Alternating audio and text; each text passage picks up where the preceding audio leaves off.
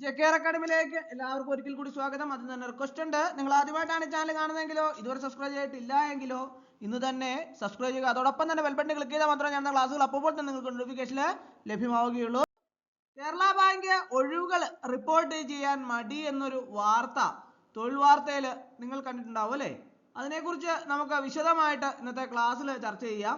PSCയുടെ വിജ്ഞാപന number 640/2023 പ്രകാരം junior cooperative inspector തസ്തികയിലേക്കും വിജ്ഞാപന നമ്പർ 063/2024 പ്രകാരം Kerala bank clerk cashier general കാറ്റഗറിയിലേക്കും 064/2024 പ്രകാരം സൊസൈറ്റി കാറ്റഗറിയിലേക്കും വിജ്ഞാപനം ക്ഷണിച്ചിരുന്നു.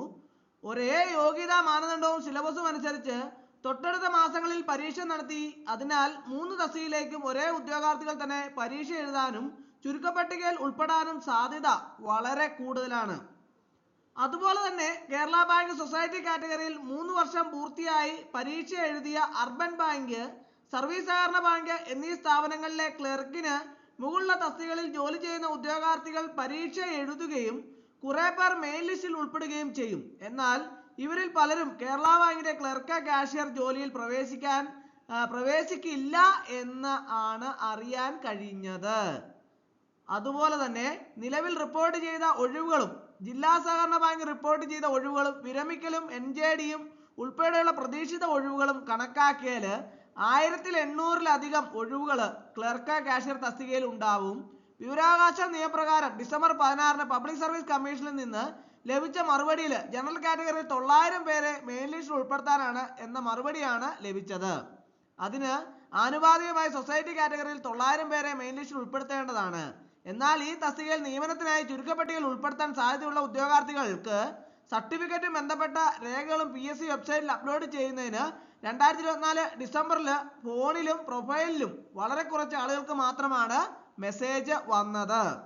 അതുപോലെ തന്നെ കേരള ബാങ്ക് ജനറൽ കാറ്റഗറിയിൽ 207 പേരെയും സൊസൈറ്റി കാറ്റഗറിയിൽ 207 പേരെയും ഉൾപ്പെടുത്തി മൊത്തം 414 ഒഴിവുകൾ മാത്രമേ PSC റിപ്പോർട്ട് ചെയ്തിട്ടുള്ളൂ.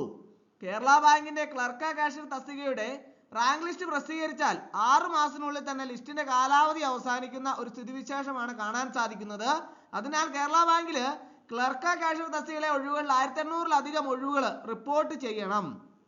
ആയതിനനുസരിച്ച് ഉള്ള 3 വർഷ കാലാവധിയുള്ള മെയിൻ ലിസ്റ്റ് പ്രസിദ്ധീകരിക്കണമെന്നും ഇത് സംബന്ധിച്ച് ബഹുമാനപ്പെട്ട മുഖ്യമന്ത്രിക്കും സഹകരണ വകുപ്പ് മന്ത്രിമാർക്കും സഹകരണ വകുപ്പ് രജിസ്ട്രാർക്കും കേരള ബാങ്ക് പ്രസിഡന്റിനും PSC ചെയർമാനും നിരവധി പരാതികളാണ് നൽകിയിട്ടുള്ളത്.